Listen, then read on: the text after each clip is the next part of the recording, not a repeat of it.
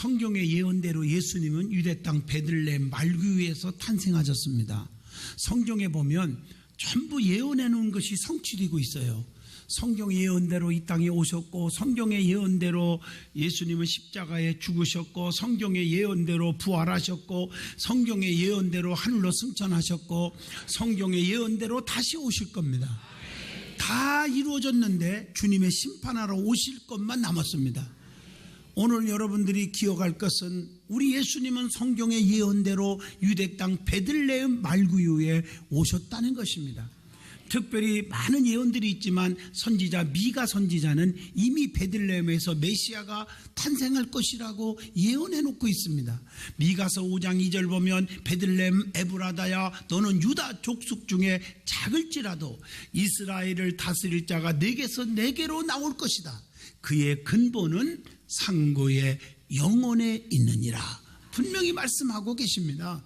성경의 예언대로 예수님은 구세주로 메시아로 우리의 구주로 이 땅에 오신 것입니다. 무엇보다도 예수 그리스도의 탄생으로 구약의 예언이 성취되었고 그가 오심으로 전 인류가 구원을 받게 되었다는 사실입니다. 오늘은 대림절 넷째 주일입니다. 동방에서 박사들이 유대인의 왕으로 오신 이를 만나기 위해서 뻔한 길을 여행했습니다. 예수님의 탄생을 박사들뿐 아니라 세상 모든 사람들에게 지대한 관심이 있었다는 사실입니다. 동방의 박사들은 유대인이 아니라 이방인들이었습니다. 특별히 그들이 이방인이기 때문에 그리스도가 이방인에게로 빛이 비춰주심을 나타내준다는 의미가 있을 줄로 믿습니다. 이방인으로서 예수님을 찾아 나선 것은 그만큼 그들이 하나님의 구원을 간절히 사모하고 기다리고 있었다는 사실을 확실하게 우리에게 보여주고 있는 말씀입니다. 오늘 본문 말씀을 잘 보시면 동방에서 박사들이 왔는데 아기 예수님께 왔어요. 별을 통해서 인도받았다는 사실과 또 예수님께 보배함을 열어서 가장 귀한 선물 황금, 유향, 모략을 드려서 경배했다는 사실입니다. 오늘 이 말씀을 통해서 우리에게 주는 영적인 은혜와 영적인 진리, 영적인 깨우침이 있어지기를 바랍니다. 제일 먼저 아기 예수님께 찾아온 박사들에 대해서 한번 말씀을 드리고자 합니다. 그들은 동방에서 온 사람들이라고 표현합니다. 마태복음 2장 1절의 말씀이죠. 동쪽에 있는 나라에서 왔다는 거예요. 창세기 25장 6절에도 동쪽 땅으로 가게 하였더라 하는 말씀이 있어요. 그건 이방 나라예요. 그리고 시편 72편 11절 보니까 모든 왕이 그의 앞에 부복하며 모든 민족이 다 그를 섬기리로다 라고 말씀하고 있어요. 우리는 구원의 대상입니다. 이사야 49장 6절 그가 이르시되 네가 나의 종이 되어 야곱의 지파들을 일으키며 이스라엘 중에 보존된 자를 돌아오게 할 것은 매우 쉬운 일이라. 내가 또 너희를 이방인의 빛으로 삼아서 너희의 구원을 베풀며 땅끝에서 이르게 하리라 그랬어요. 하나님은 이방인 사람들도 구원하시는 줄로 믿습니다. 가난하거나 부하거나 잘났거나 못났거나 못 배웠거나 많이 배웠거나 여러분 관계없어요. 흑인이나 백인이나 관계없어요. 유대인이나 이방인 관계없어요. 누구든지 그 앞에 나오면 구원받을 수가 있습니다. 근데 그들은 박사들이라고 표현했어요. 별을 관찰하는 자들이었어요. 마태복음 2장 2절에 보면 나옵니다. 그래서 그들이 별을 보고 찾아온 거예요.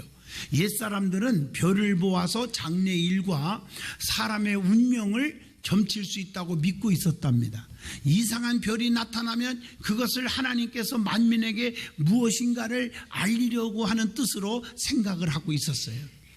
박사들이 별의 움직임에 주의를 기울이고 그 별의 인도를 받았다고 하는 사실이에요. 그런데 박사들이 왜 아기 예수께 찾아왔는지, 그것은 마태복음 2장 2절에 나오죠. 유대인의 왕으로 나신 이가 어디 계시냐.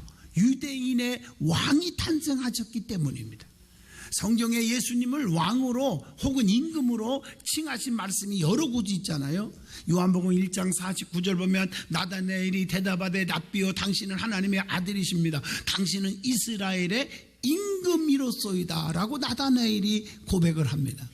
또 이스라엘 군중들의 애침에도 나타나지요. 요한복음 12장 13절 보면 호산나 찬송하리로다 주의 이름으로 오시는 이 곧 이스라엘의 왕이시여 하더라, 이렇게 표현하고 있어요. 그들은 왜 왔습니까? 그 예수님께 경배하기 위해서 오신 거예요.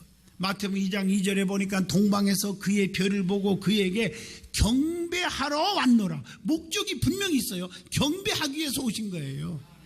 경배는 마음속에서 깊이 우러나오는 것이고 전인적인 경건한 순종이고 경외심에 의한 예배와 무한한 사랑의 표현입니다.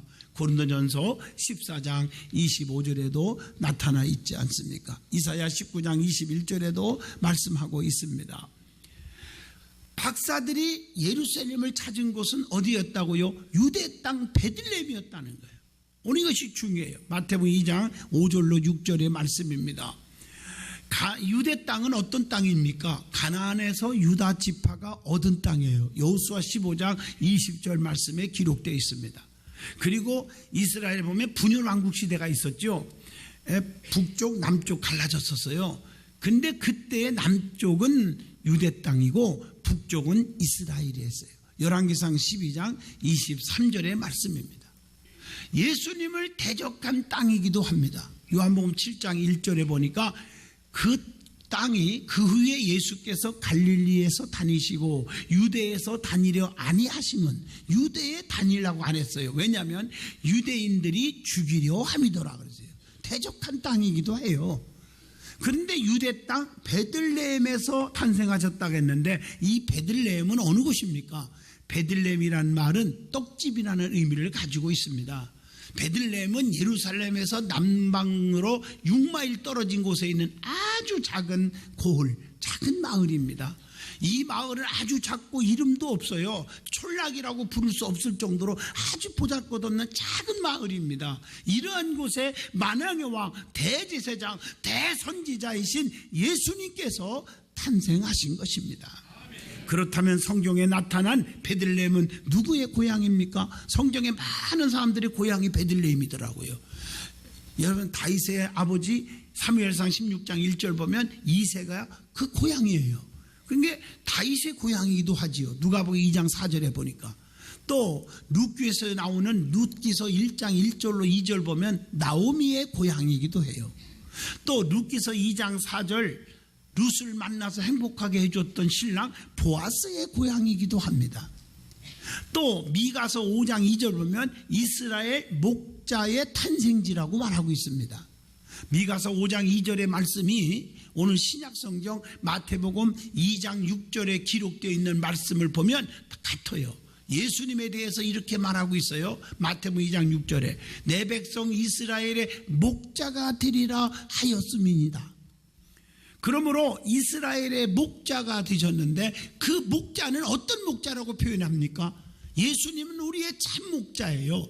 어떤 목자예요? 요한복음 10장 11절 보면 나는 선한 목자라. 선한 목자는 양들을 위해서 목숨을 버리거니와. 여러분, 선한 목자예요. 양들의 큰 목자예요. 히브리서 13장 20절 보니까 양들의 큰 목자이신 우리 주 예수를 영원한 언약의 피로 죽은 자 가운데서 이끌어내신 평강의 하나님이라. 여러분, 하나님이 인도해 주시는 것 두 가지. 하나는 하나님께서 직접 인도하는 경우예요. 오늘날도 성령님을 통해서 여러분들에게 인도하실 줄로 믿습니다. 축복의 길, 의의 길, 선한 길, 은혜로운 길로 인도하는 거예요. 은혜로운 교회로 인도해 주는 거예요. 그리고 어떤 방편을 사용하여 인도하는 방법이 있어요. 별을 통해서 인도한 거라든가 불기둥, 구름기둥으로 인도한 거라든가 이런 방편을 통해서 인도받는 경우도 있는 줄로 믿습니다. 여기서 말하는 별의 인도는 후자인 경우지요. 별을 통한 하나님의 인도는 우리를 그리스도 예수에게로 인도하기 위한 것인 줄로 믿습니다. 그래서 별을 따라가기만 하면 그분을 만난 거예요. 이 별은 유대인에게만 아니라 이방인에게도 비추어졌어요. 동방박사 세 사람에게도 비추어졌단 말이에요. 그들은 이방인들이란 말이에요. 박사들은 이 별의 인도를 받았고 그 별을 따라왔다는 거예요. 우리는 하나님의 인도를 받고 하나님의 인도에 순종하고 살아가야 기적이 있습니다. 이스라엘 백성들이 출애굽할 때 밤에는 불기둥으로 낮에는 구름기둥으로 이렇게 인도했듯이 보호하시고 지켜주신 것도 되지요. 하나님의 기적적인 인도가 여러분 가운데 임하시기를 주의 이름으로 축원드립니다. 그러면 그들이 와서 어떻게 경배했습니까? 본문 11절 말씀입니다. 집에 들어가 아기와 그의 어머니 마리아가 함께 있는 것을 보고 엎드려 아기께 경배하고 보배함을 열어서 황금과 유황과 모략을 예물로 드리니라. 이렇게 말하고 있어요. 제일 중요한 것은 예수님께 엎드려 경배했다는 얘기예요. 엎드려 경배했습니다. 이것은 겸손의 자세입니다. 우리 주님께 경배하는 자는, 공경하고 예배하는 자는 겸손하여야 합니다. 여러분 교회를요 10년 100년 다녀도 목에 힘주고 다니는 사람 많아요. 그런 분들 복 받는 사람 있으면 저한테 알려주세요. 그 얘가 연구할게요. 근데 연구해도 답이 안 나올 것 같은데요. 탈무드에 보면요, 자신을 높은 곳에 두는 자는 하나님은 절대로 내려버리시고 자신을 겸양하는 자를 올려주신다, 이런 말이 있어요. 하나님의 가르치심은 물과 같아서 물이 높은 곳을 버리고 낮은 데로 가는 것처럼 하나님의 가르치심도 오직 겸손한 사람에게만 받아들여지게 된다, 그런 말이 있어요. 그래서 성경 잠언서 33절 보면 여호와를 경외하는 것은 지혜의 훈계라 겸손은 존귀의 길잡이니라.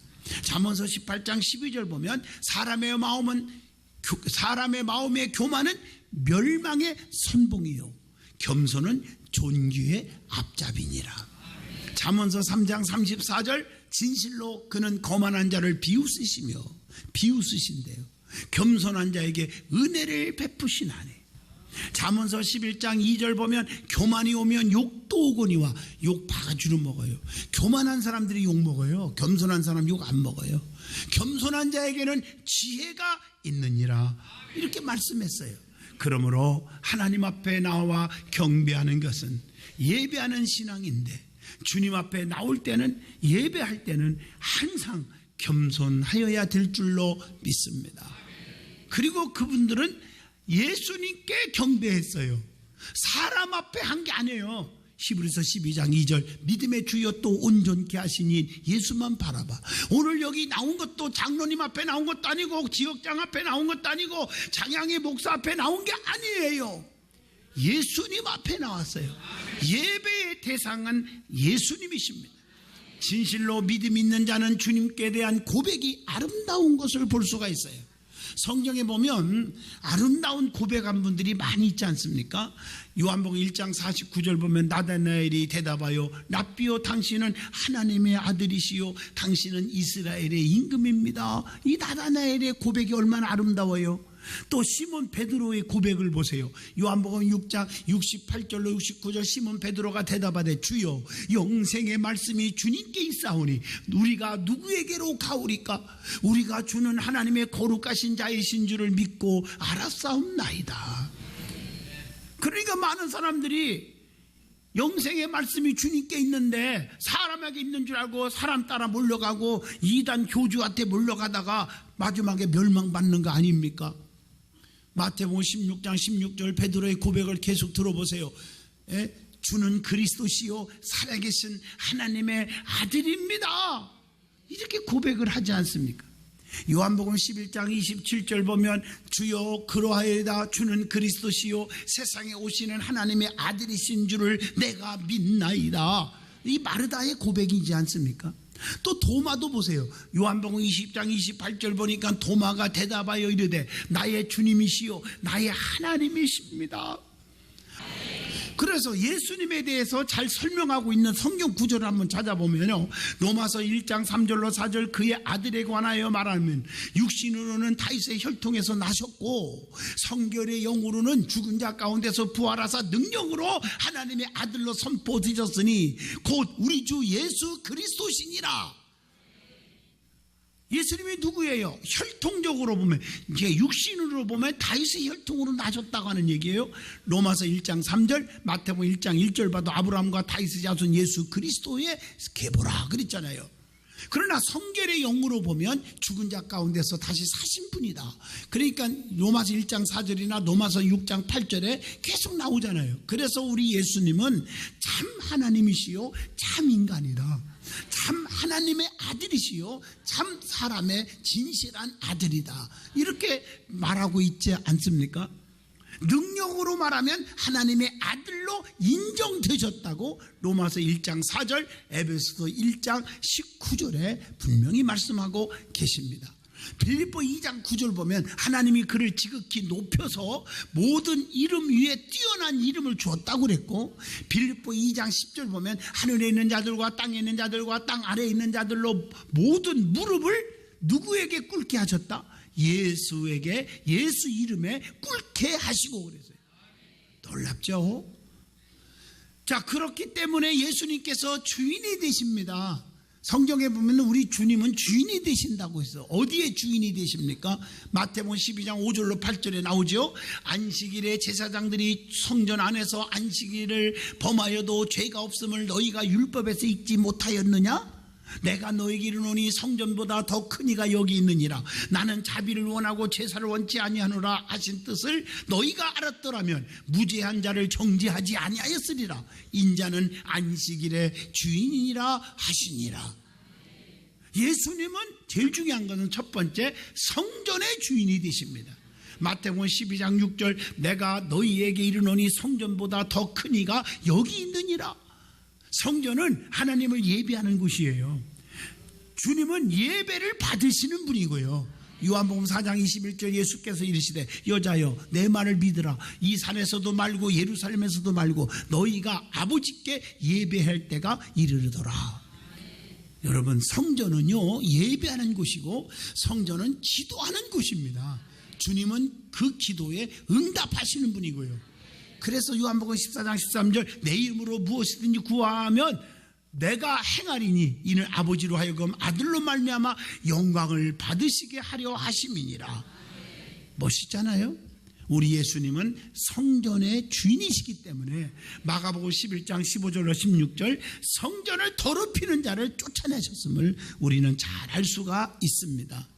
그리고 예수님은 안식일의 주인이십니다. 마태복음 12장 8절에 인자는 안식일의 주인이라 하시니라.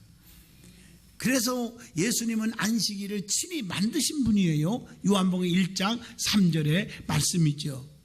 그래서 예수님은 안식일에 모든 구애를 받지 않으신 분이에요. 그래서 예수님은 안식일에도 먹을 것을 주고 병든 자를 고치고 케어해 주셨단 말이에요. 많은 사람은 비판할 때 주님이 혼내줬잖아요. 내가 안식일의 주인이다. 그래서 예수님은 안식 후 첫날 부활하셨는데 그 부활의 주님을 생각해서 주일날 우리가 지키고 있는 거예요. 왜? 안식일의 주인은 예수님이시기 때문입니다. 예수 그리스도는 그 다음에 율법의 주인이 되시기도 한다. 그래서 마태복음 22장 40절 보면 이 두 계명이 온 율법과 선지자의 강령이니라. 예수님은 인류를 사랑하심으로 율법을 다 이루었다고 로마서 13장 8절에 그렇게 말씀하고 있어요. 예수님은 율법을 완전케 하시려고 이 땅에 오셨다고 마태복음 5장 17절 내가 율법이나 선지자를 폐하러 온 줄로 생각하지도 말라. 폐하러 온 것이 아니라 완전하게 하려 하심이니라. 아주 중요하죠. 그래서 성경에 보면 구약에서 신약이 나왔으면 율법에서 복음이 나왔고 할례에서 세례가 나왔고 안식일에서 주일이 나왔고 유월절에서 성만찬이 나왔고 아멘 할 때까지요. 완성시킨 분이 예수 그리스도십니다. 그래서 우리는 예수님만 바라보고 그분의 법을 따르고 살아가는 거예요. 사람의 법을 따라가지 말고. 자, 그 다음에 그들은 예수님께 와가지고 어떻게 했어요? 보배함을 열었습니다. 보배함을 열었어요. 그래야 귀한 예물을 드릴 수 있잖아요. 그래서 귀한 예물을 드린 거예요. 예수님이 귀한 줄 알면 그분께 예물을 드릴 줄 알죠. 귀한 거 드릴 줄 알지 않습니까? 이들은 예수님 만나 너무 기뻐서 예물을 드렸어요. 성경에 보면 은혜 받은 자가 하나님께 예물을 드리는 말씀이 여러 곳에 있잖아요. 그래서 여러분 헌금을 한다든가 봉사하고 이런 거 억지로 할 수 있는 게 아니잖아요. 그래서 믿음이 없으면 안 하면 되는 거예요. 안 한다고 해서 교회에서 욕하거나 미워하거나 차별하는 거 전혀 없습니다. 믿음이 있을 때 하는 거예요. 주님을 너무 사랑하고 은혜 받으면 열심히 하지 말라고 해도 봉사하고 예물도 귀한 거 드리고 또 헌신도 하더라고요. 성경에 보면 나와요. 여러분, 야곱이라는 사람이 창세기 28장에 보면요, 야곱은 아주 우주적인 구두쇠예요. 한날 한시에 난 쌍둥이인데 그 쌍둥이끼리 에서에게 팥죽 한 그릇도 그냥 안 주고요, 팔아먹었어요. 그런 구두쇠예요. 그래서 형님이 죽이려니까 도망가는 거예요. 도망가다가 해가 니은을 저물어 도르베게 삼아 잠을 자는 곳에서 거기서 하나님의 은혜를 받아요. 하나님이 함께 하겠다, 너를 지켜주겠다 하는 약속의 보장을 딱 받고 나니까 은혜 받고 버뜩 일어나가지고 그 자기가 돌을 베개 삼았잖아요. 그 돌을 취하여 거기다가 단을 쌓고 자기 어머니가 준 비상금 전 재산이에요. 그때 당시는 화폐가 없었어요. 물물 교환했을 때예요. 굶어 죽지 말라고 기름을 주었는데 그걸 몽땅 다 받죠. 거기다가. 그리고 베델이라, 떡집이라는 뜻으로 말씀에 떡 있는 곳, 오늘 성전이죠. 은혜 받은 성전에서 다 바쳐서 하나님 앞에 세 가지 소원하잖아요. 하나님이 나의 하나님이 될 것이요, 반드시 10분의 1을 하나님께 꼭 드리겠습니다. 그리고 이 돌이 하나님의 전이 될 것입니다. 그리고 초가살이 20년 하는데 사기꾼을 만나서 별의별 고난을 받았지만 결국에 그 하나님이 주신 약속의 복을 다 받아내요. 그래서 축복의 조상이 된 줄로 믿습니다. 아하, 은혜 받으니까 하나님 앞에 드리더라 이 말이에요. 오늘 특별히 본문 말씀을 보면 보배함을 열었습니다. 너무너무 감격스러워서 그 보배함을 열었기 때문에 귀한 황금, 유향, 모략을 드릴 수가 있었습니다. 그래서 보배함을 여는 신앙을 가져야 된다는 것이죠. 우리에게 가진 보배함이 무엇인지 찾아볼 수 있기를 바랍니다. 귀한 시간, 귀한 물질, 귀한 건강, 재능 모두 열어서 헌신할 수 있기를 바랍니다. 그러면 가장 귀한 예물, 황금, 유황, 모략을 드렸다고 했는데 이 예물의 의미가 있어요. 이 의미에 대해서 제가 충분히 설명하려면 5시간 가지고도 안 됩니다.